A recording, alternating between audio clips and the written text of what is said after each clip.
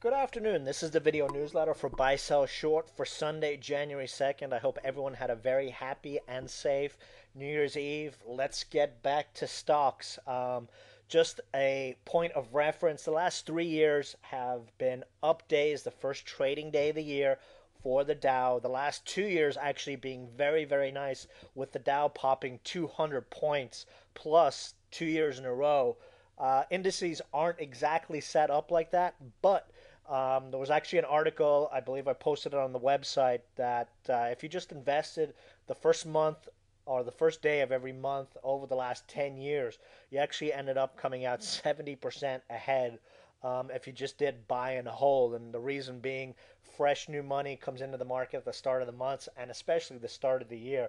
We've been really lagging on volume over the month of December, especially in the SMH. You've heard me talk about that. So we really want to see volume kick into gear this week, and we want to get off to a very nice start in January. It sets up the rest of the year very nicely for us. But looking at the 15-minute chart, Friday session actually really boring in all honesty. I expected a lot more volatility than what we saw. The market sort of flatlined.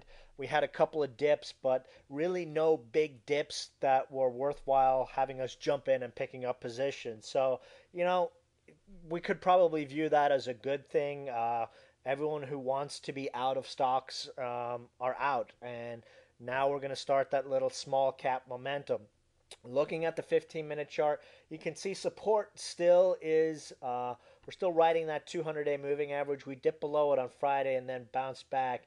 But, the uptrend line, we redrew the line. It's still in place. Our support around, 10 or 11, 540. Looking at the daily chart, you can see we continued, over the month of December, fantastic for small cap stocks. And the reason being, what do you see on this nice little trend here higher? No big down days, no big up days. Slow and steady is perfect for boiling the speculation kettle. And that has just been great. Support right now on the daily chart, we're riding that 8-day moving average, which is sort of around our uptrend line support. And then below that, we've got 20-day exponential support at 11,473. And then below that, we've got the 50-day moving average at 11,307. So we've got a lot of moving average support slowly moving higher. And as I mentioned, you can see it here on the daily chart. Volume just has continued to fall off a cliff. And we really like to see that volume kick into high gear. It would be very, very nice if we got a nice high volume spike over 11,625 tomorrow. That would really slap the shorts up the side of the head and get them to cover. Looking at the SMH, it is also just flatlined as volume has just plunged about as low as volume can go on the SMH. We continue to ride the 20-day exponential on the SMH, so that's the area 32 is what we're going to be looking for. I did send out a video with my Dow predictions for this year. As I said, I'm looking for 13,000 plus on the Dow over the next several months, and the SMH. Actually, what I'd be looking for on the SMH is 35 and 37 over the next few months, and I believe tech is going to lead. Now, remember, this is going to be a big week for technology stocks, and the reason being, biggest electronics show is this week, CES. Starts on Thursday, runs through Sunday.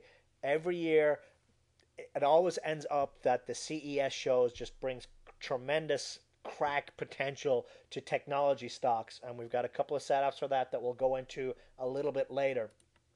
US dollar chart is breaking down just like we wanted to. We broke through that 50-day moving average on Friday at the 79 level, so we could possibly see a move back down to the previous lows. If we get a break of 78.36, we could be looking at a retest of the lows, and that could be our fuel for at least more momentum into January. But let's jump into stock plays right now. TRID, Trident Microsystems. We've played this one many, many times over the last year. We have been patiently sitting on this one. TRID is the play into CES this year. If you actually go to Yahoo Finance and read some of the articles on CES, there is a lot of talk about the 3D TVs, a lot of hype, etc., etc. TRID is deeply involved in that, and that is the focus, it seems, on CES this year. Trident is holding a special conference call presentation at the CES this week. You usually don't hold a conference call or a presentation at a major show like CES and not have something good to announce. So we're probably going to see momentum come into TRID this week. I redrew the resistant line on this one to the 50-day moving average.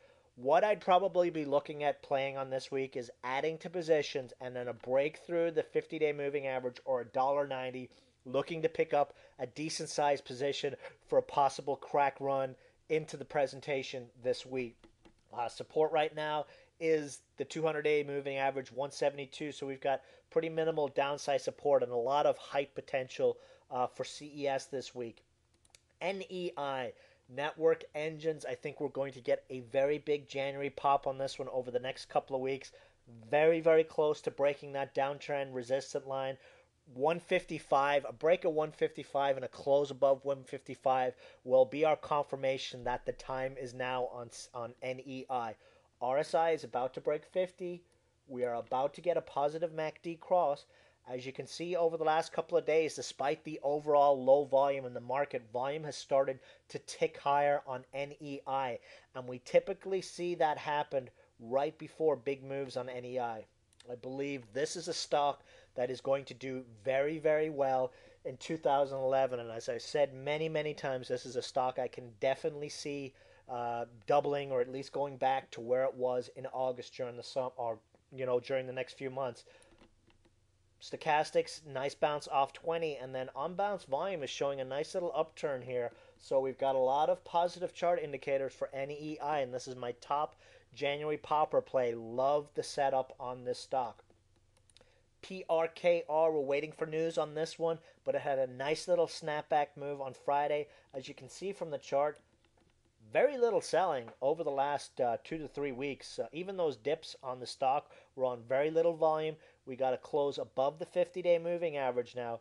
Our next add spot on this one would be a break through the 53 cent area. All the indicators look go. A move through 53 cents, and we're looking at 70 cents. And if we get that news that we were expecting, there's no reason why this stock can't put in a double, especially with the way small cap crack has been lately. Also, a possible CES play. Even if a company, and something we've learned over the years playing the Consumer Electronics Show, even tech stocks that aren't actually at CES tend to release pretty good news this time of the year anyway. So, press release would be very nice. Hint, hint, PRKR. Stochastics also showing a nice little bounce, as is ADX. Quick mention on WEST. We had some more tax selling on Friday. They had some news in after hours, and we had some stupid sellers trading out or selling out of it, or traders. NASDAQ warning, zero surprise there. NASDAQ has been giving extensions to every dog under the sun. These guys reaffirmed their 50% revenue growth for this quarter, so we'd be looking for a snapback on this one. Breakout 55 cents and looking for a very nice move on it. PKT, this is another one that I have very strong opinions on for 2011. We had some very big winners, our gem plays in 2010. 3 of them being ZBB, 100% move, MCZ, 100% move, API, 250% move. PKT, I put in the same field as API. Packet management, internet traffic management, I think is going to be very, very big in 2011. Breakout has been looming here over the last couple of weeks. Again, if this stock was not on Amex, it would be $1 plus. So we're going to be looking for some positive news or volume to come into the stock. I'm still thinking January is going to be a very good month for PKT. BNX, this is our other pound the table stock.